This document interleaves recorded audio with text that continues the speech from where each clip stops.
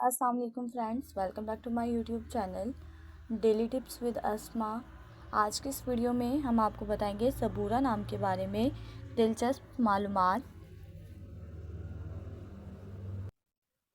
सबूरा नाम का शुमार लड़कियों के नामों में होता है। सबूरा एक इस्लामी नाम है। सबूरा नाम की इब्तदाई तारीख अरबी ज़ुबान से निकलती है। सबूरा नाम की लड़कियों के लिए खुशकिस्मत नंबर 6 माना जाता है। माहिरीन के मुताबिक सबूरा नाम की लड़कियां बहुत रहमदिल होती हैं। सबूरा नाम का मतलब है सब्र करने वाली।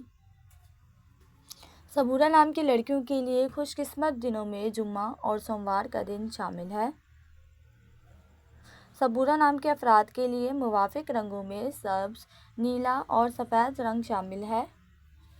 सबूरा नाम के अफराद के लिए मुवाफिक पत्थरों में मरकत पत्थर शामिल है। खुशकिस्मती वाली धातों में हिंसों के हिसाब से चांदी शामिल है। फ्रेंड्स, अगर आप अपने नाम का मतलब जानना चाहते हैं तो कमेंट बॉक्स में अपना नाम लिखें।